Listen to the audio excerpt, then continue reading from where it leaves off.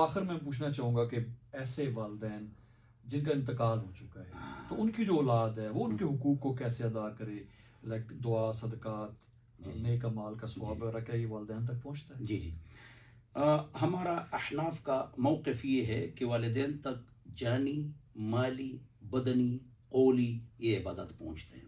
دیگر ہمارے بزرگ فرماتے ہیں، امام احمد کا بھی اس طرح ایک قول ہے، امام مالک کا بھی ہے، امام شافعی کا قول اور امام احمد، دیگر بزرگ فرماتے ہیں کہ قولی نہیں پہنچتے، مختلف اخبار، لیکن یہ بات سب اس پر اتفاق رکھتے ہیں کہ حج پہنچتا ہے، عمرہ پہنچتا ہے، طواف پہنچتا ہے، خیرات و صدقات پہنچتے ہیں، اور کھانا پینا یہ پہنچتا ہے۔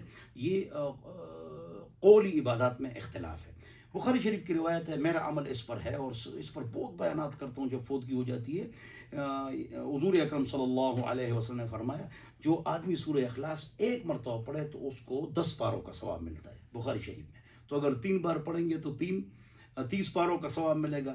تو اس کو، یہ میرا خود اس پر عمل ہے، رات کو میں سوتا ہوں نا جی حضرت، تو پھر میں اپنے والدین اور پھوپھی کے لیے خصوصاً، باقیوں کے لیے عموماً یہ میں 70 مرتبہ 100 مرتبہ پڑھتا ہوں، ویسے فارغ ہوں۔ ایک عرب نے ٹویٹ کیا تھا کہ رات کو جتنا بھی سوچو آپ کے مسائل حل نہیں ہوں گے، تو استغفار پڑھو، ذکر کرو، گندے وسواس سے بھی آپ بچ جائیں گے۔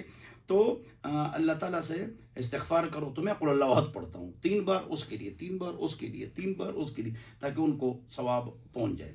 اہل حدیث ہمارے بزرگ فرماتے ہیں کہ بھئی آپ، وہ یہ فرماتے ہیں کہ جب آپ 3 مرتبہ قل اللہ احد پڑھیں گے تو 30 پاروں کا ثواب تو وہ بھی مانتے ہیں، لہٰذا اب برکت آ گئی، ہاں، تو آپ ان کے لیے دعا کریں۔ اہل حدیث رات یہ فرماتے ہیں، ہم کہتے ہیں کہ بھئی یہ پہنچ سکتا ہے۔ بہرحال علی اختلاف الاقوال ایک ہی کرنا چاہیے۔ دوسری بات جو ہے نا، سب سے مشکل چیز بھٹی صاحب یہ ہے، پیسے دینا۔ منہ سے تو سب کچھ آدمی کہہ دے گا، پڑھ لے گا سبحان اللہ، اور کریں گے پیسے۔ میرا مشورہ یہ ہے، ناراض نہ ہو لوگ، ناراض ابھی ہو جائیں گے، یہ جو ہم دعوتیں کرتے ہیں نا، تو ہم نے مطلب یہ ہے کہ 3 لاکھ دعوت پر خرچ کرنے ہیں، بریانی اور یہ اور وہ۔ تو اگر یہ 3 لاکھ روپے اپنی سگی بہن کو بھٹی صاحب ہم دے دیں، سگے بھائی کو دے دیں کہ اپنا کوئی کاروبار چلاؤ، خدا کی قسم یہ 10 لاکھ دیگوں سے اس کا ثواب زیادہ ہے۔ لیکن عمل کون کرے؟ عمل کون کرے بھائی؟ حضور اکرم صلی اللہ علیہ وسلم کا انتقال ہوا، حضور کا اٹھنا بیٹھنا، چلنا پھرنا، شادی غمی، تیل لگانا، بال، کنگھی، سرما، ہر چیز محفوظ ہے نا۔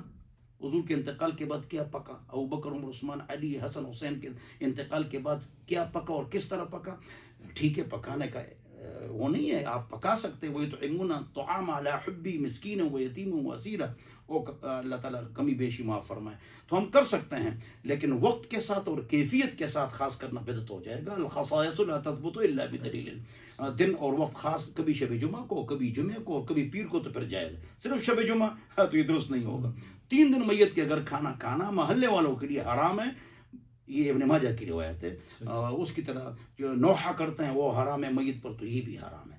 اس کے علاوہ وقت اور دن خاص نہ کر کے کھانا کھلانا ٹھیک ہے، لیکن اگر ہم وہی پیسہ سگے بھائی کو اور بہن کو، چچا ماموں، بہن بھائی، چچا ماموں، کزن، سسر ساس، بہو داماد، پھوپھی خالین کو پہلے زکات دو، ان کو اگر ہم مطلب یہ کہ یہ پیسے دے دیں تو خدا کی قسم لاکھوں دیگوں سے زیادہ ثواب ہے۔ لیکن ہم نے تو ریاکاری کرنی ہے، ہم نے دکھلاوا کرنا ہے۔ تو اللہ تعالیٰ ہم سب کو سمجھ عطا فرمائے۔ جی مفتی صاحب، آخر میں ہماری جو نوجوان نسل ہے جو ہمیں دیکھ رہے ہیں،